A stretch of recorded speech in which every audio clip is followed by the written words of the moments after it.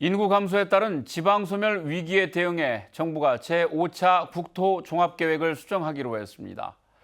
현 정부의 국토개발 기조를 관통하는 핵심 키워드 바로 메가시티인데요. 우리 지역에서는 새만금 메가시티가 이 같은 정부 정책에 부합하는 대안으로 꼽히고 있습니다. 지난 대선 때 윤석열 대통령의 전북 1호 공약이기도 한 새만금 메가시티를 구현하기 위해 군산, 김제, 부안 등 새만금 새 시군을 중심으로 특별자치단체를 구성하는 방안이 거론되고 있습니다. 오늘 시사토크에서는 새만금 특별자치단체가 무엇인지 그 필요성과 과제를 살펴보겠습니다.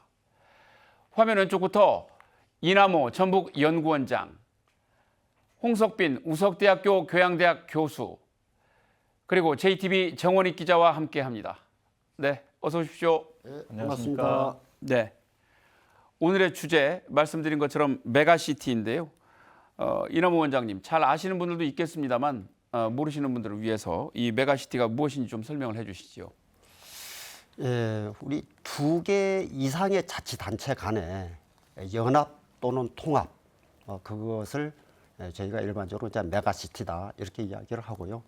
뭐 자연스럽게 연합 또는 통합하다 보면은 인구수 늘어나게 돼 있습니다. 그렇다고 해서 그 인구수가 절대 기준은 아니다. 이 점 좀 말씀드리고 싶습니다. 그 메가시티의 구성 방식에 따라서 한 세 가지 정도로 좀 나누어 볼 수가 있습니다. 네. 우선 우리가 이야기하는 지금 메가시티, 협의의 메가시티가 되겠는데요.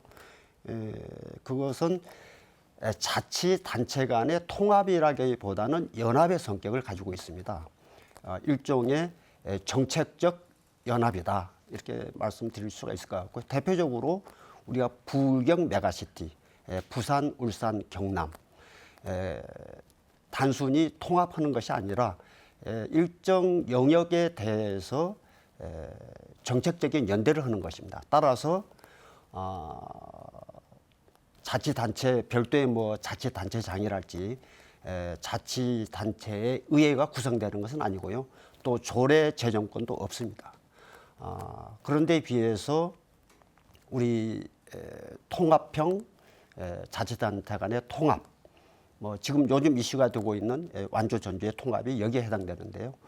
이런 거랄지 또 오늘 다룰 토론의 주제 새만금 특별자치단체, 이런 것들은 이제 법의 근거를 두고 있습니다. 그래서 그 자치단체가 구성되어지게 되면은 자치권을 확보하게 돼 있습니다. 조례 제정권이랄지 또 인사 편성권, 조직권이랄지 예산 편성권 이런 것들을 가지게 돼 있고요. 다만 두 개 간에도 좀 약간의 차이는 있습니다. 행정 통합의 경우에는 통합이 되어졌기 때문에 자치단체장이랄지 자치단체 의회가 단일로 구성되어지게 돼 있고요. 새만금 특별지방자치단체의 경우에는 별도의 기존의 것 외에 별도로 추가로 단체를 하나 만드는 것입니다. 예. 그렇기 때문에 단체장은 기존 단체장 중에서 호선에 의해서 진행이 되어지게 돼 있고요. 의회도 역시 마찬가지로 의원들이 겸직하게 이렇게 되어 있습니다. 다만 자치권은 별도로 부여되어지는 이렇게 좀 말씀드릴 수가 있을 것 같습니다. 예. 뭐 말씀 듣고 보니까 어쨌든 통합이 이제 가장 강력한 형태일 것이고, 네, 그렇죠. 특별자치단체가 이제 중간 단계라면 네. 부울경과 같은 형태는 이제 연대하는 좀 낮은 수준의 예. 상대적으로 그런 형태의 메가시티가 될 수 있겠군요. 네, 그렇습니다. 예, 정부 이제 정책 이 분야에 이제 상당히 그 드라이브를 많이 걸고 있습니다. 이러다 보니까 전국적으로 이제 많은 논의가 되고 있는데, 정원익 기자, 어떤 곳들이 지금 논의가 진행이 되고 있는지요? 네, 가장 지금 속도를 내고 있는 곳은 바로 충청도입니다. 지난 5월 전국에서 처음으로 충남과 충북, 대전, 세종 등 4개 시도가 충청권 특별자치단체로 정부의 승인을 받았습니다. 올해 말이면 인구 555만 명의 충청 권역을 하나의 생활권으로 묶는 이른바 충청 메가시티가 공식적으로 출범하게 됩니다. 대구와 경북은 한 발 더 나아가서 TK 통합 특별법을 통해 아예 행정 통합까지 추진하고 있습니다. 부산과 울산, 경남을 하나로 묶는 부울경 메가시티도 마찬가지입니다. 2년 전 한 차례 무산된 적이 있었는데요. 22회 국회에 들어서 다시 불이 붙으면서 논의가 지금 한창 진행되고 있습니다. 홍 교수님, 우리가 이제 지방 소멸을 막고 또 이제 균형 발전을 추진하겠다라고 해서 이제 하고 있는 정책은 참여정부 때부터 시작되어 왔던 이제 공공기관 지방 이전이 가장 대표적인 정책 아니겠습니까? 네. 벌써 이제 한 20년 가까이가 되어오고 있는데 이 메가시티 정책 조금 결이 많이 다른 것 같습니다. 이제 정책의 색깔이 좀 많이 달라지는 것 같은데 이런 기조 변화 어떻게 동의하시는지 어떻게 보십니까? 예. 참여정부 때 실시돼 가지고 2019년도에 마무리된 제1차 공공기관 이전 방식에 따른 지역 발전 전략은 소위 중소 거점식 균형 발전 전략이라고 부르는데요. 우리가 이 메가시티는 중소 거점이 아니라 커다란 광역 단체를 만들어 가지고 성장과 발전을 노린다고 하겠습니다. 국토종합발전계획이라는 것이 이제 2020년부터 2040년까지 약 20년의 장기간의 국토 개발을 놓고 정부가 마련한 안인데요. 이에 따라서 지금 4차 산업혁명 시대 도래에 따라서 지금 수정안을 논의 중에 있습니다. 다만 이 중소거점식 균형 발전이었던 1차 공공기관 이전에는 총 153개의 공공기관 이전을 했고요. 인력으로 치면은 약 5.2만 명의 공공부문 인력들이 지방으로 이전을 했습니다. 특히나 각 지방별로 혁신도시라는 것들을 만들어서 우리 전북 지역에도 있지 않습니까? 그래서 그런 것들을 통해서 공공기관을 이전시켰는데 당시에 153개 기관 중에서 혁신도시에 112개 기관이 가면서 약 전체 공무원들 중에 73%가 1차 공공기관 때 혁신도시 쪽으로 이전을 했습니다. 다만 문제는 우리가 이 공공기관 이전을 통해서 그러면 지역이 구체적으로 발전의 성과, 결실을 거뒀냐라는 걸 보면 저희가 판단하기에는 이 부분은 기대에 못 미쳤다라고 보여집니다. 즉 성장이 했다라는 것은 결국 그 지역이 GRDP나 지역 총생산이나 이런 또는 기업의 숫자의 증가, 또 일자리 고용의 창출 이런 것들이 이어졌어야 되는데 전북만의 입장에서 보면은 전체적인 경제 발전과 도의 경제 발전과 산업 발전엔 큰 효과가 없었다. 그도 그럴 것이 공무원들이 사실 이 산업과 기업의 일선 현장 일꾼들은 아니지 않습니까? 예. 결국에는 기업과 산업이 지역에서 털을 잡고 발전에 기여해야 되는데 이런 공공기관 이전이 1차적으로 봤을 때는 큰 성과를 거두지는 못했다라고 보고요. 그럼에도 불구하고 이제 2차 공공기관 이전을 또 이제 앞두고 있고 약 한 120억의 기관이 차차 또 지역으로 이전을 할 텐데요. 이 부분에 대해서도 우리 전북자치도가 약 한 50개 기관을 대상으로 이미 물밑 작업에 들어간 것으로 알고 있습니다. 여러 가지 기관, 특히나 이제 우리 금융 산업 중심지와 재상 금융 중심지와 관련한 부분도 있고요. 그래서 이런 부분들에 대해서도 이제 주력은 하긴 해야겠지만 이 메가시티라는 차원 그리고 어떤 지역 경제 발전이라는 차원에서 봤을 때는 상당히 기대에 좀 못 미치지 않았나 이렇게 판단을 합니다. 예, 예. 이제 앞서 정원희 기자가 좀 정리를 해줬습니다만은 정부가 전폭적인 지원 의사를 밝히면서 이제 여러 지역에서 이 메가시티 관련된 논의들을 하고 있는데 우리가 이제 몸집을 키우게 되면 어떤 시너지 효과를 기대할 수 있을까요? 원장님부터 말씀해 주시죠. 예. 예, 우선 규모의 경제를 구현할 수가 있다. 예, 그것을 통해서 당연히 이제 지역 경쟁력이 제고되어질 수가 있는 것이고요. 또 중추 도시가 육성되어지기 때문에 기업들의 지방 유치가 좀 가능해진다. 결국 일자리가 만들어지게 되고 일자리가 있으니까 청년들의 유출을 좀 줄일 수가 있고 지방 소멸을 완화시킬 수가 있고 또 다시 기업이 지역을 찾고 이런 좀 선순환 구조를 통해서 지방 균형 발전을 우리가 만들어 갈 수가 있다. 이런 점이 좀 들 수 있을 것 같고요. 또 좀 지역적인 문제로는 도시별로 중복 투자가 많이 있지 않습니까? 예. 그런 것들 좀 절감할 수 있고요. 행정 인력 절감도 마찬가지가 되겠고요. 또 좀 더 구체적인 예를 든다면은 지금은 물류가 일단 지방으로 와야 될 것이 일단 서울로 갔다가 다시 지방으로 내려오는 지금 시스템이거든요. 그런데 이렇게 이제 메가시티가 구성되게 되면은 자족 기능이 만들어지기 때문에 비수도권은 비수도권 내에서 물류가 가능해진다. 그래서 결국 물류나 유통 비용의 절감 뭐 이런 걸 통해서 지역 경제의 활성화 뭐 이런 것들도 좀 기대해 볼 수 있지 않을까 이렇게 생각됩니다. 예, 홍 교수님.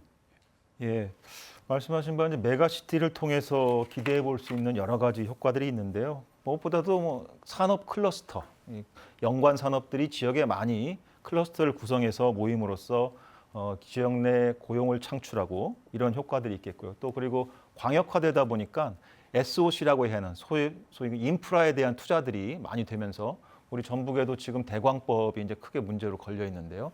이런 부분들에 대해서 교통과 통신 발달에 기여할 수 있는 그런 효과가 있다라고 보겠고요.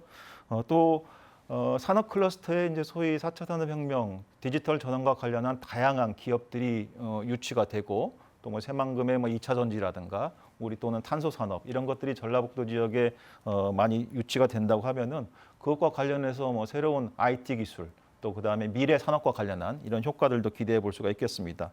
무엇보다도 광역화됨에 따라서 그 자체적으로 생산과 연구개발, 소비 이런 것들이 충족 가능한 거대 경제권이 형성되고 주변에 이제 또 해외 네트워크를 통한 수출과 수입 이런 관계들이 형성이 된다고 하면은 전반적으로 소비 시장 규모가 커지고 기업의 투자가 촉진되면서 해외의 수출 수입이 활발화되면은 결국 경제학적인 관점에서 봤을 때 소비와 투자와 해외 수출, 무역, 국제 무역이 증가함으로써 지역 경제가 선순환할 수 있는 발전이 선순환할 수 있는 그런 계기를 만들 수 있다라고 보겠습니다. 예, 정 기자. 좀 세부적으로 조금 들어가 볼 수도 있을 것 같습니다. 이제 메가시티는 이제 이른바 지방 정부 연합의 하나라고도 볼 수가 있는데요. 이제 메가시티의 하나의 형태가 또 특별자치단체입니다. 이런 특별자치단체는 이제 기존의 시도 간 협의체 수준을 넘어서 이제 국가 사무를 이양을 받을 수가 있습니다. 지금 가장 먼저 전국적으로 출범한 충청권 특별자치단체를 보면 또 알 수가 있는데요. 이 도로나 철도 같은 초광역 교통망 구축을 핵심으로 해서 첨단 산업, 육성이나 문화 관광 분야 등에서 초광역 정책을 추진을 하고 있습니다.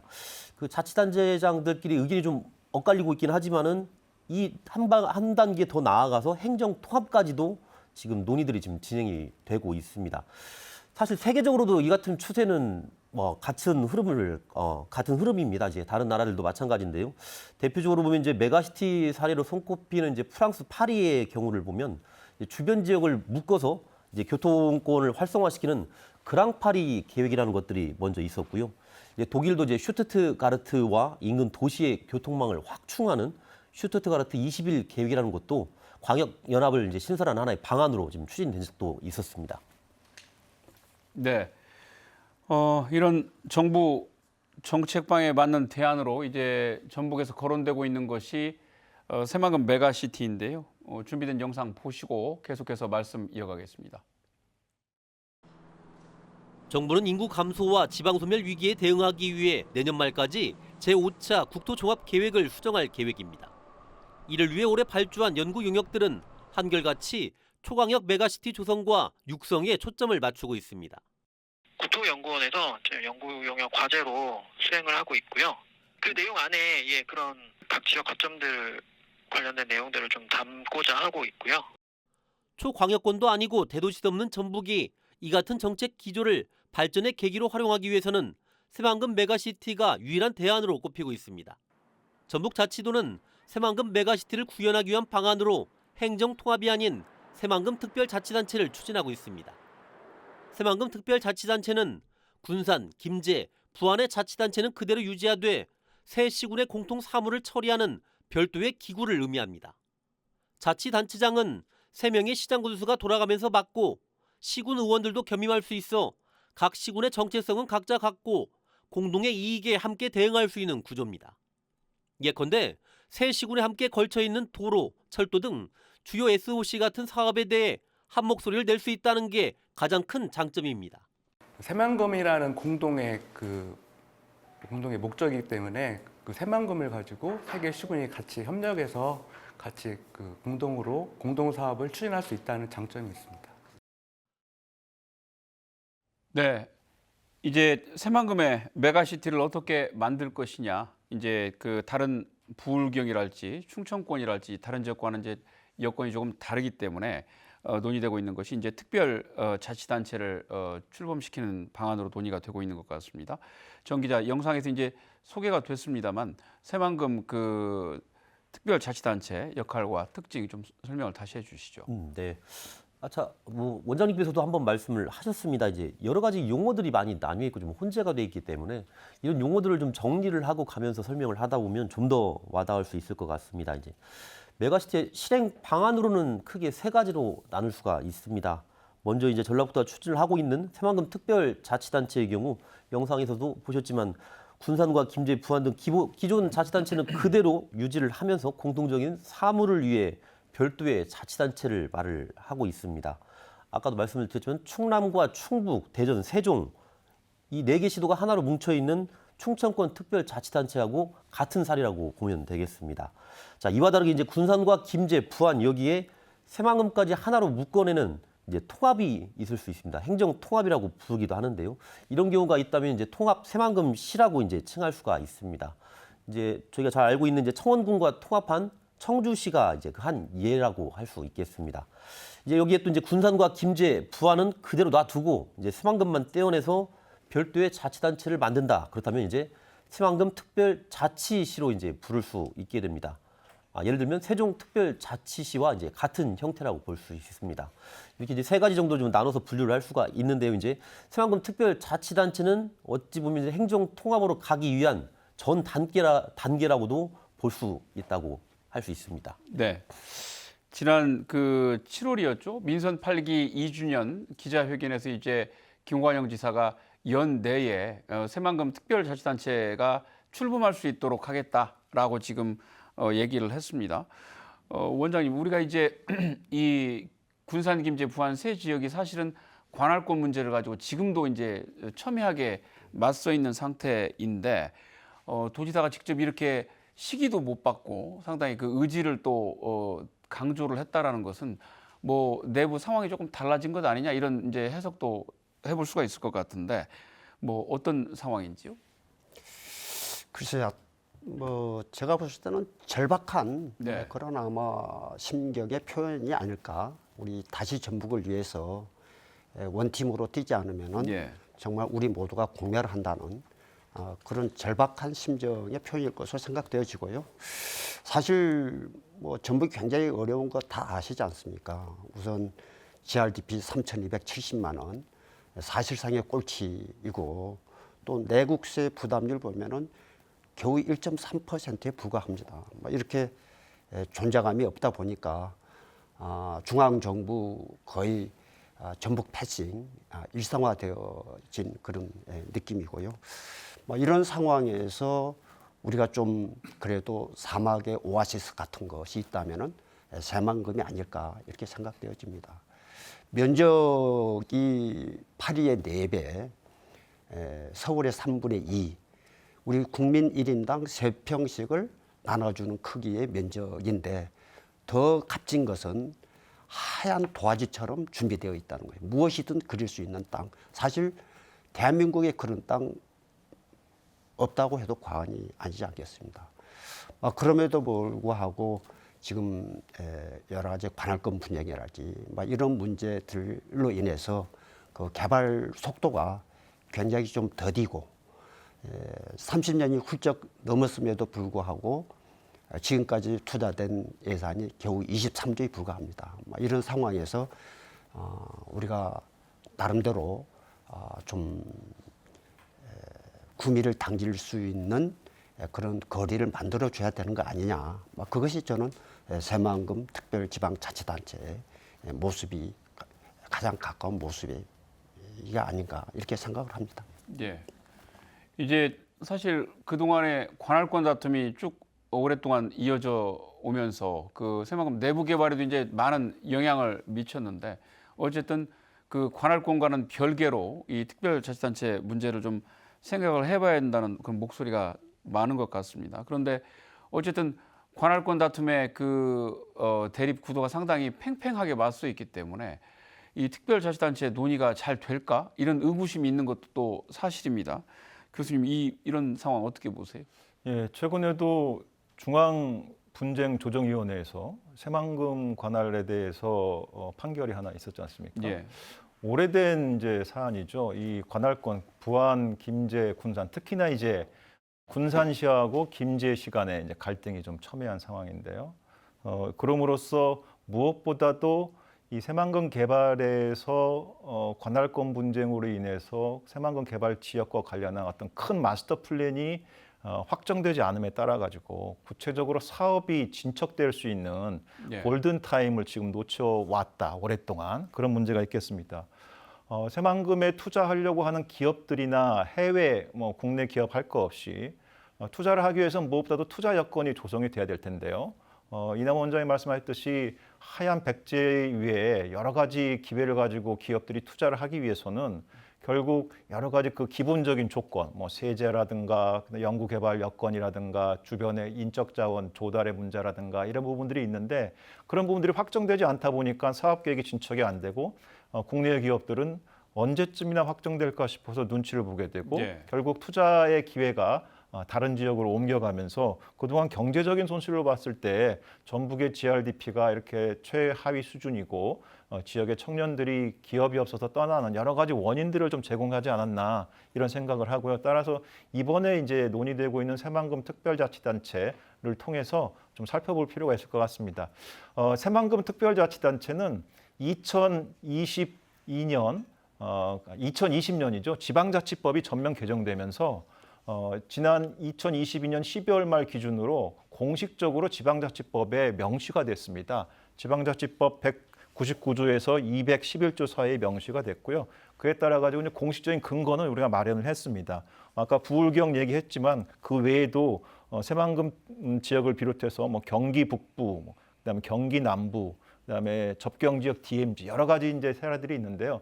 우리 같은 경우에는 사실 이 새만금 특별자치단체를 미국이나 일본 등과는 조금 다른 결에서 지금 접근을 하고 있습니다. 예. 추후 기회가 있으면 말씀드리겠지만은 우리는 이 군산, 김제, 부안의 통합을 통해서 지역 경제 발전의 어떤 원동력으로 삼겠다라는 게 이 새만금 특별자치단체 또는 메가시티 논쟁의 핵심 어떤 이유, 동력인데요. 해외 사례에서는 이 특별지방자치단체가 사실은 이런 경제 발전과 어떤 산업 전략이라는 측면보다도 지역민들의 행정 사무와 구체적인 생활 편의, 그러니까 간호라든가 교통이라든가 교육이라든가 일선 그 활동들과 생활과 관련한 부분에서의 지방자치단체, 특히나 기초자치단체 간의 공동 사무를 처리할 필요성이 있을 때 연합해서 만드는 게 네. 이제 특별지방자치단체인데 우리 새만금 특별자치단체 같은 경우에는 산업과 기업, 투자와 생산 이런 산업 전략적인 측면에서 접근하고 있는 것이라서 무엇보다도 가장 중요한 것은 기업들한테 시그널을 제대로 해야 되기 때문에 이 지역 관할권 분쟁이 갖고 있는 어떤 폐해가 예. 그동안 굉장히 심했다. 그리고 앞으로 이 부분이 계속 이렇게 진행된다고 하면 또 계속 김제시, 군산시 간의 이런 그 관할권 분쟁을 놓고 갈등이 고조된다고 하면 그만큼 우리의 지역 경제 발전을 위한 기회가 없어질 가능성이 높다 이렇게 보겠습니다. 네. 최근에 이제 그 새만금 특별자치단체 문제를 이제 말씀하시는 기관이나 기관장들도 많이 있으십니다만 잘 들여다보면 그 용어랄지 구상은 조금씩 좀 다른 것 같습니다. 최근에 이제 특별자치단체 범위에 새만금에다가 익산까지 좀 포함을 하자 이런 이제 얘기들도 나오고 있는 것 같고요.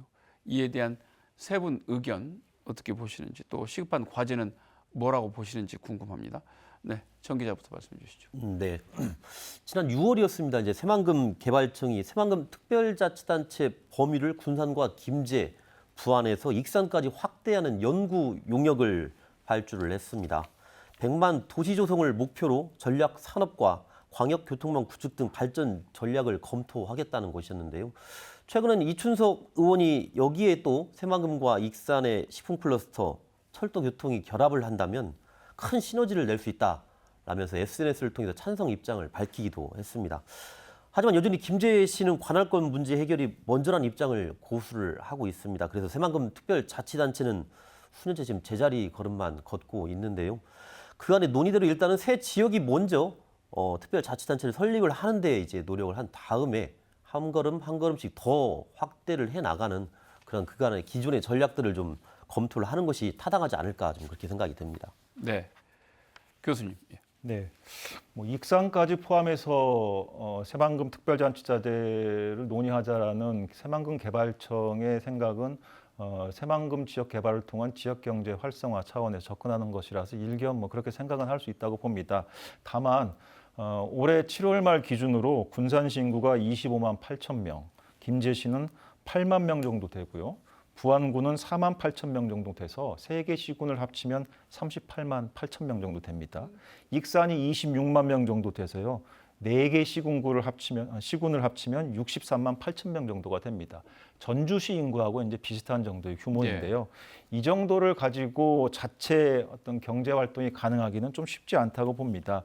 무엇보다도 익산이라는 시가 갖고 있는 그 지리적인 인접성이 나머지 군산, 김제, 부안하고는 좀 차이가 있기 때문에 예. 그런 측면에서 특별지방행정구역 논의 차원에서 익산을 포함한다는 것은 새만금 특별자치단체가 갖고 있는 고유의 의미에 있어서는 좀 맞지 않지 않나라는 생각을 좀 저는 개인적으로 갖고 있고요. 예. 무엇보다도 그 네 개 시군, 현재도 뭐 세 개 시군 간의 갈등이 있는데 네 개 시군이 갈등을 할 경우에 향후에 지자체장들의 어떤 정치적인 어떤 이해관계 이런 부분들까지 더 얽히면서 복잡해질 가능성이 높다.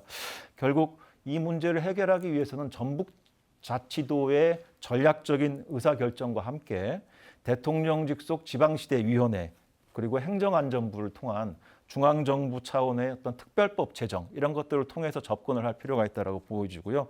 그 과정에서 불필요한 정치적인 이해관계가 개입돼서 갈등을 고조시킬 수 있는 여러 가지 선거구 획정이라든가 관련 선거법 개정 이런 것들도 함께 논의돼서 진행이 되는 게 바람직스럽지 않을까 이렇게 생각을 합니다. 예. 예. 원장님 어떻게 보세요? 예, 앞서 두 분 말씀과 뭐 거의 대동소이한 의견인데요. 사실 당연히 뭐 익산 포함시키면은 지역 경쟁력은 배가 되는 것은 분명합니다. 예. 그렇지만은 이 새만금 특별지방자치단체의 출발점은 새만금이 세 개 시군에 걸쳐 있기 때문에 그 업무를 별도의 공동 업무로 떼어내자. 이렇게 출발한 거이기 때문에 예. 그 출발점에서의 좀 명분이 논리가 좀 부족하지 않는가 이렇게 생각되어지고요. 뭐 저 역시 먼저 세 개 시군의 특별지방자치단체 설립해서 개발 가속화시키고 그 연후에 거기서 나타나는 개발 효과들 이런 것들을 이제 익산이랄지 정읍이랄지 인접지역으로 좀 확산시켜 나가는 그런 좀 단계적인 좀 접근이 필요하다. 이렇게 예. 좀 생각합니다. 예. 알겠습니다. 이제 우리가 새만금 특별자치단체가 설립이 되면 정부로부터 이제 뭐 여러 가지 지원도 받을 수 있지 않을까 그런 생각도 좀 들고 여러 가지 이제 토론회 서두에 나왔던 것처럼 규모의 경제랄지 이런 것을 통해서 여러 가지 시너지 효과나 이런 것들도 거둘 수 있을 것 같은데요. 어떤 기대 효과 예상하시는지 말씀을 좀 해주시죠. 원장님부터. 예, 우선 뭐 당연히 새만금 개발 가속화 문제를 첫 번째로 꼽지 않을 수가 없는 상황이죠. 뭐 당연히 공항이랄지 항만이랄지 철도 이런 인프라가 지금 좀 터득거리잖아요. 예. 이런 것에 대한 조기 완성 또 내지는 확장. 예를 들면 공항 활주로가 지금은 2.5km입니다. 예. 그런데 이게 미주 노선이랄지 유럽 노선까지의 항공기가 운행이 가능하려면은 3.2km 정도는 활주로 길이가 되어야 됩니다. 이런 것에 대한 좀 정부 설득력 제고랄지 또 신안이 곧 뭐 지금 준비를 하고 있습니다. 개항 준비를 하고 있습니다만은 배후 부지가 필수적으로 필요합니다. 배후 부지 조성이. 그런데 현재 그 민자 방식으로 하도록 돼 있는데 지금 뭐 민자 투자 주체가 만만치가 않기 때문에 현재 진행이 되고 있지 않은데 이렇게 특별지방자치단체가 설립한다면은 이 부분 좀 국가 재정으로 전환해서 추진해 달라. 예. 이런 또 요구도 가능하지 않을까 이렇게 생각되어지고요. 또 하나 지금까지 이렇게 터득거리는 것은 오롯이 국가 재정에 지금 의존하는 방식이기 때문에 그렇지 않나 이런 생각이 듭니다. 그런데 이렇게 특별지방자치단체 설립되어지면은 민자 유치도 좀 저희가 기대해 볼 수 있지 않을까. 민자 유치를 통한 개발 이것도 좀 가능해지지 않을까 이렇게 생각되어지고요. 예. 또 하나 좀 말씀드리고 싶은 것은 지금 새만금 글로벌 푸드 허브라고 하는 그 정말 슈퍼 메가 프로젝트에 대한 용역이 진행 중에 있습니다. 이것은 지금 네덜란드 푸드밸리를 새만금에 지금 만들어 보자는 것인데요. 지금 이 네덜란드 푸드밸리가 보면은 연간 무역 수지 흑자가 농산물 무역 수지 흑자가 52조 원 정도 됩니다. 네덜란드 전체 지금 무역 흑자의 3분의 2 정도가 여기서 만들어지고 있고 여기에 지금 70개국의 글로벌 식품 기업 약 1,500개 정도가 집적되어 있습니다. 이런 것 충분히 지금 새만금에 조성하는 것이 가능하다. 이런 지금 강점들을 가지고 있는데 문제가 되는 것이 지금 세계 지자체에 걸쳐 있다는 점. 예. 이 문제를 장애 요소로 지금 지적을 하고 있습니다. 내부 연구진들이. 그래서 그런 것에 또 해법도 될 수 있지 않을까 이렇게 생각되어지고요. 예. 그 밖에 또 정부 보조금, 특별교부금 지원 같은 것들이 있습니다만 그것은 또 뒤에 예. 두 분이 말씀 주실 걸로 예, 생각되었습니다. 여기까지 마치도록 예. 하겠습니다. 홍 교수님. 예, 새만금 특별자치단체를 통해서 기대할 수 있는 가장 큰 효과는 제가 보기엔 지금 우리 이 원장 말씀하셨듯이 산업 경제적인 효과도 있겠습니다만은 관할권 분쟁으로 인해서 진척되지 못하고 있는 이 사업에 돌파구를 마련할 수 있는 형식적인 틀로서 새만금 특별자치단체가 필요하다. 물론 이제 지방자치법상 정원익 기자가 설명했듯이 기존의 행정구역 체제를 유지하는 가운데서 예. 추가적으로 필요에 따라 가지고 국가사무나 지방자치단체 위임 사무를 처리하기 위해서 만드는 특별한 단체이긴 하지만 그럼에도 불구하고 새 시군 김제부안 군산이 특별지방자치단체를 만들므로써 뭔가 논의의 공통의 장이 생기게 되고 지금까지 갈등으로 인해 가지고 진척되지 못하는 것들을 실현할 수 있는 하나의 채널, 통로가 생기는 예. 그런 효과가 있다는 게 가장 큰 기대 효과라고 봅니다. 문제는 이제 특별지방자치단체도 지방자치단체이기 때문에 예.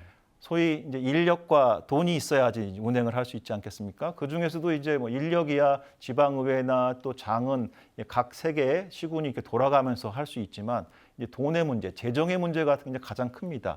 지금 현재 우리나라 특별지방자치단체가 같은 경우에는 과세권이 없어요. 지방세를 걷거나 이렇게 조세권을 행사할 수 있는 과세권이 부여가 되어 있지 않거든요. 그렇기 때문에 기존의 시군이 갖고 있는 예산 범위 내에서 특별지방자치단체 업무 수행을 위한 분담금을 내 가지고 진행할 수밖에 없기 때문에 예. 예. 주머니 돈, 쌈짓돈을 꺼내 가지고 돈을 지출해야 되는 그런 어려움이 있습니다.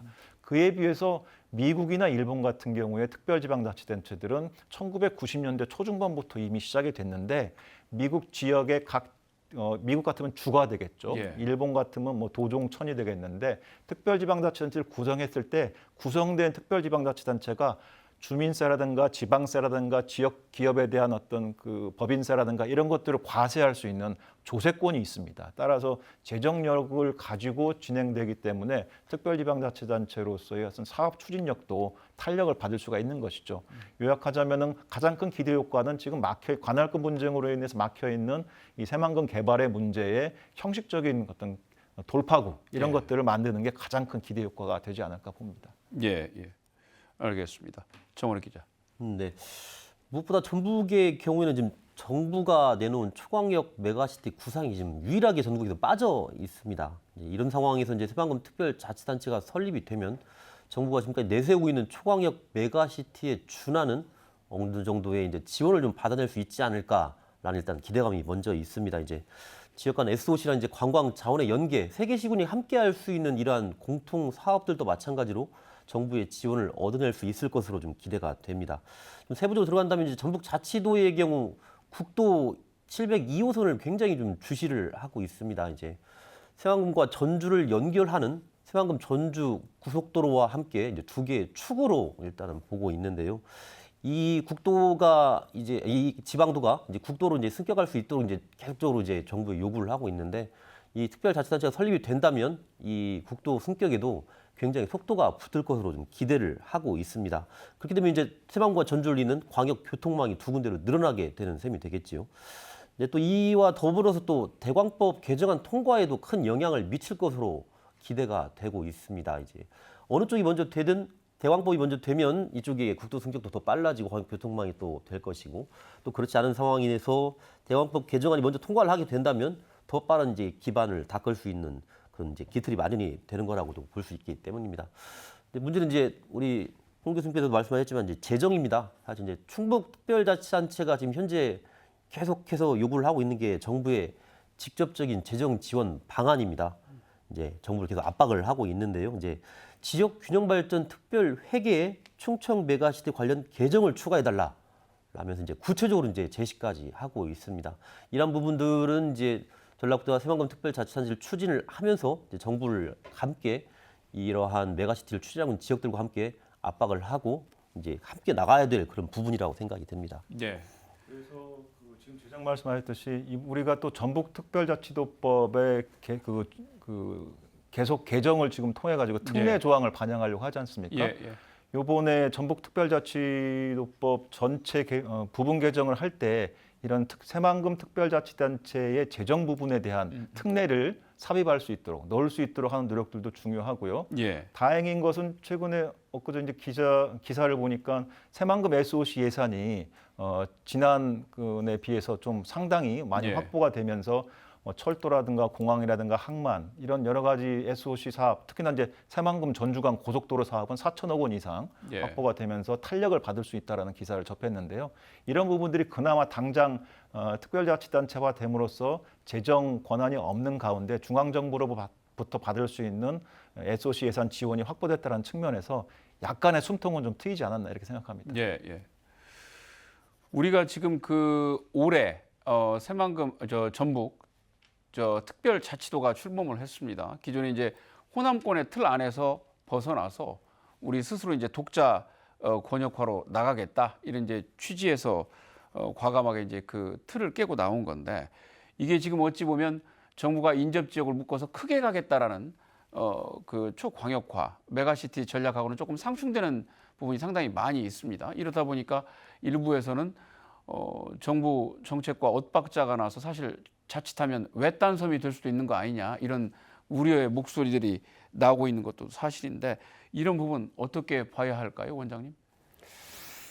예, 저는 좀 투트랙의 전략이 필요하다 네. 이렇게 생각합니다. 우선 이 특별자치도가 되면서 중앙 정부로부터 이양받은 권한이 굉장히 많거든요. 예, 예. 현재 이제 내년 뭐 1월 1일부터 이제 시행에 들어가게 되는데요. 뭐 예를 들면은 지금 투자진흥지구 지정, 뭐 현재 새만금에 돼 있습니다만 이걸 내륙에 추가로 지정할 수 있겠다 이런 거. 또 문화산업관광지구 지정, 또 친환경 산업관광지구 지정, 또 고령친화산업복합단지 지정권. 또 농생명산업지구 지정권 뭐 이런 것들이 그동안에는 중앙정부가 가지고 있던 권한입니다. 이것이 지금 유일하게 전북도지사에게 위임받아진 권한이고 또 행재정적 지원을 할 수가 있습니다. 그래서 이것은 이것대로 저희가 잘 좀 활용하고 예. 또 더불어서 지금 전반적인 지금 국토종합계획의 추세 있지 않습니까? 거기에 또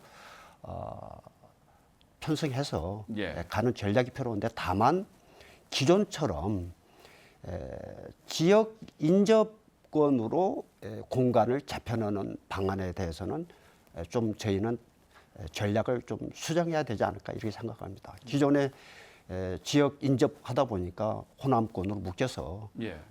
또 하나의 호남 내에서 또 하나의 변방으로 늘 좀 그런 지적이 있어 왔지 않습니까? 예. 뭐 그런 점에서 저는 기능형으로 좀 재편하는 것을 좀 생각해 보자 뭐 이런 좀 구상들을 하고 있고요. 예를 들면은 충청권과는 금강을 활용한 역사문화 관광권, 또 대구 경북권과는 백두대간을 활용한 생태 힐링권, 또 광주 전남권과는 AI 첨단 농생명권, 이런 식의 그 단순히 지리적인 여건에 의한 공간 배치보다는 기능형 중심으로 예. 가는 전략이 우리 전북에는 좀 효과적이지 않을까 이런 생각을 좀 해봅니다. 예. 홍 교수님. 예. 예, 전북특별자치도가 출범을 이제 올해 1월 18일 했지 않습니까? 그리고 이제 올해 12월 27일에 글로벌 생명도시로서 이제 본격적으로 이제 시행이 되고 발효가 되는데요.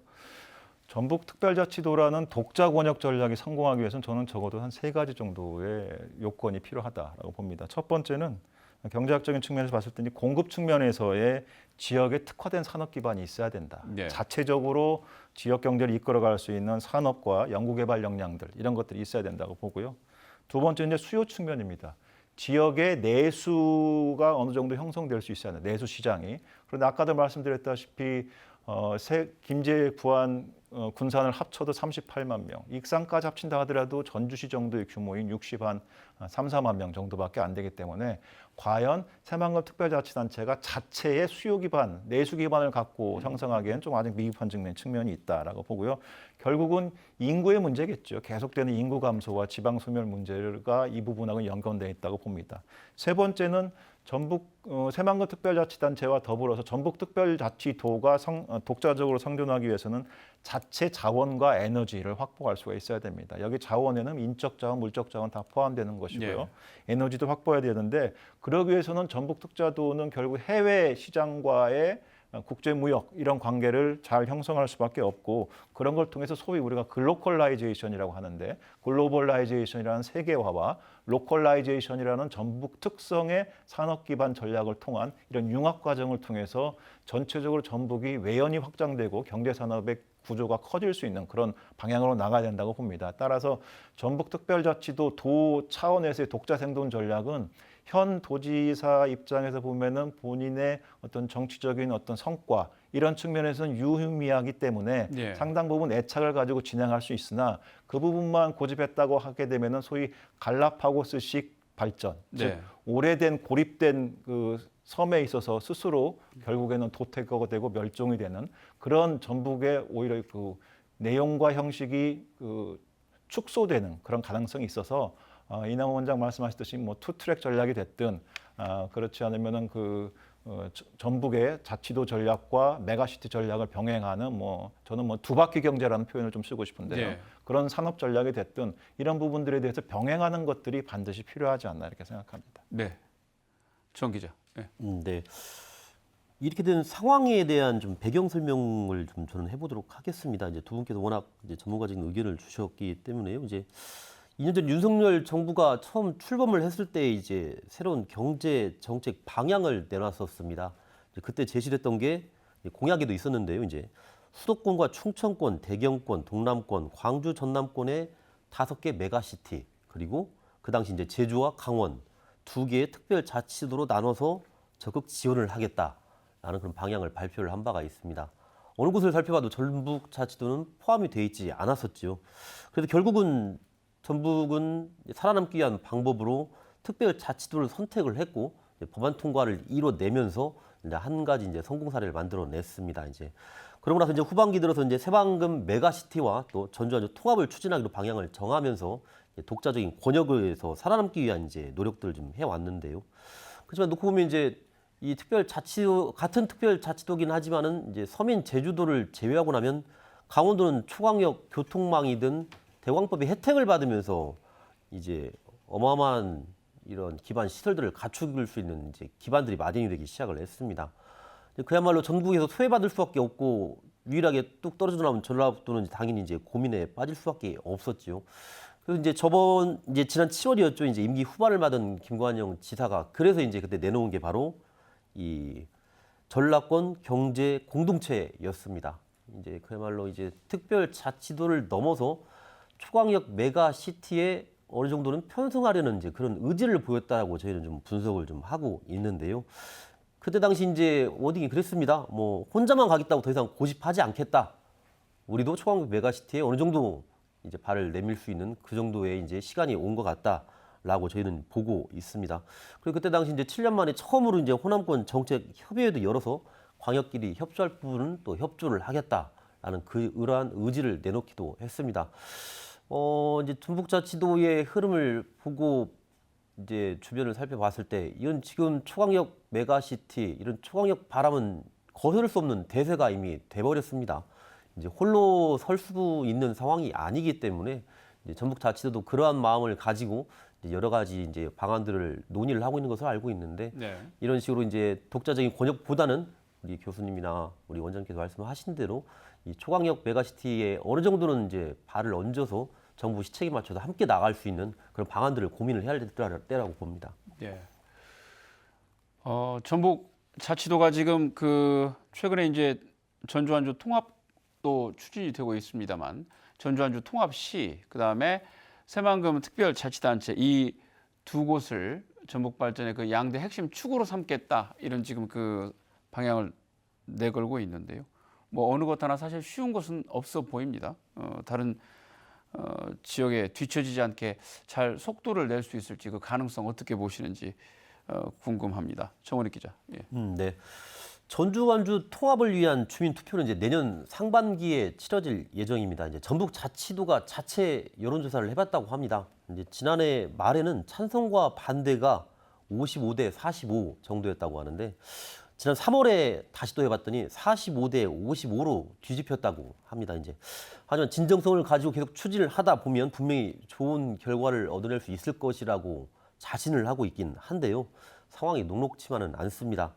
반대 단체들이 정말 적극적으로 활동하고 있는 거에 비하면 사실 찬성 단체들은 최근 들어 움직임이 좀 별로 없습니다. 네, 거기에 또 고소전까지 이어지는 등 이제 갈등이 갈수록 더욱 심각해지면서 그야말로 한 치 앞도 내다볼 수 없는 상황이 전개가 되고 있습니다.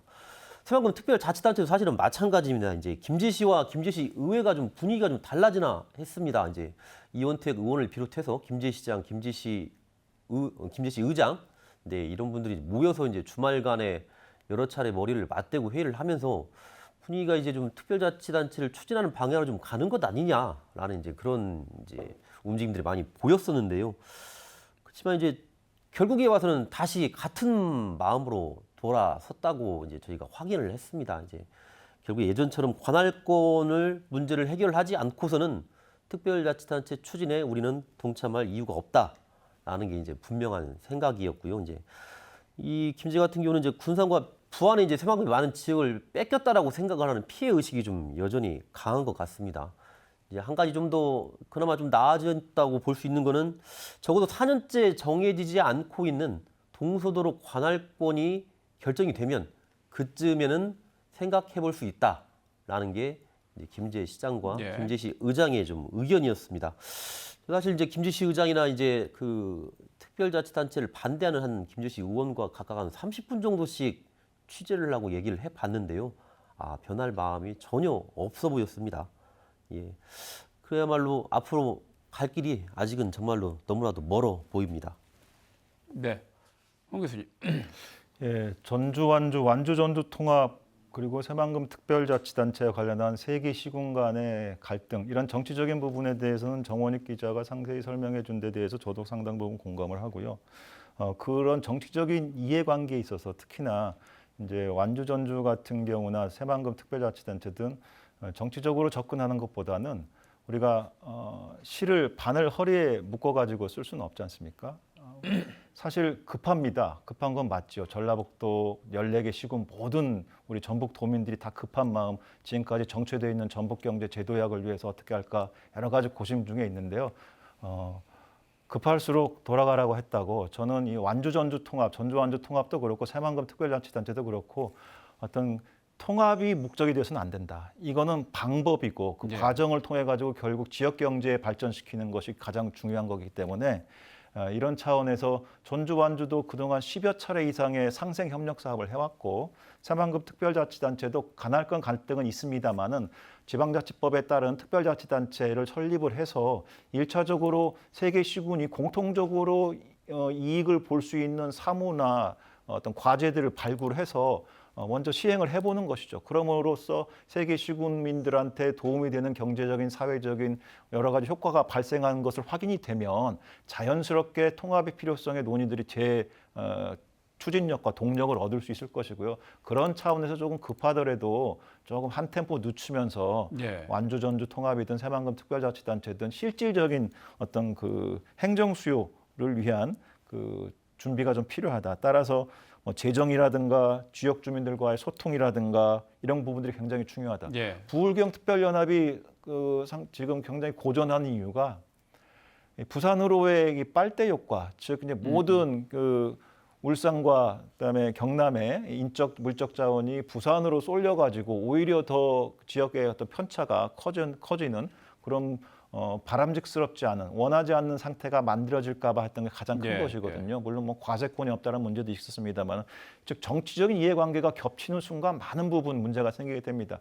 특히나 이 기초자치단체장이 됐든 광역자치단체장이 됐든 지방선거에 있어서 본인들의 재선이 가장 사적인 이익의 최대 목표일지언정 겉으로는 이 지역 발전을 위해서 얘기한다고 하지만 실제 선거라든가 정치적인 생명 문제를 놓고 봤을 때는 예. 이 완주 전주 통합 또는 새만금 특별자치단체에 대한 어떤 이런 부분들이 다른 결로 진행될 수가 있거든요. 따라 그런 부분들이 생기지 않도록 주민들이 자발적인 필요에 의해서 완주 전주 완주 통합도 또 새만금 특별자치단체 논의도 전개될 수 있도록 그런 부분들에 대한 어떤 우리가 노력이 좀 필요할 것으로 봅니다. 말씀 나누다 보니까 이제 시간이 얼마 남지 않아서 마지막 질문을 드려야 할 것 같은데요. 이 메가시티 문제 진정한 시너지 효과를 내려면 우리가 어떻게 지역 안에서 노력하고 접근해 나가는 것이 필요하다고 보시는지 마무리 말씀으로 간단하게 한 말씀씩만 부탁드리겠습니다. 이 새만금 특별자치단체를 비롯한 메가시티 논쟁, 그걸 통해서 전북 특자도가 한 단계 도약할 수 있는 계기가 될 수 있다. 가장 예. 중요한 것은 그래도 역시나 정치권의 문제입니다. 그동안 전북 경제가 이 정도로 낙후될 정도로 우리 과연 지역의 정치권이 무엇을 했나 맹성하고 성찰해서 앞으로 정치적인 이해관계보다는 지역 발전을 위해서 주민 복지를 위해서 노력하는 그런 모습들이 반드시 수반돼야 될 것으로 생각합니다. 예, 원장님.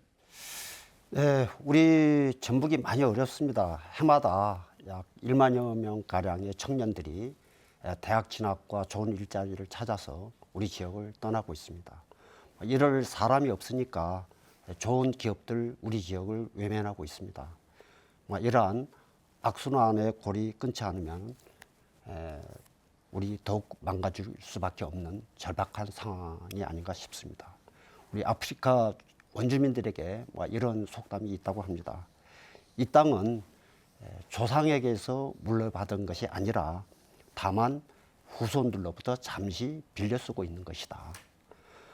네 땅이다 내 땅이다 싸우고 있는 우리가 가슴 깊이 새겨야 할 그런 격언이 아닌가 싶습니다. 고맙습니다. 네, 오늘 말씀 여기까지 듣겠습니다. 네. 메가시티가 대한민국의 새로운 발전 구상이자 각 지역의 생존 전략이 되고 있습니다.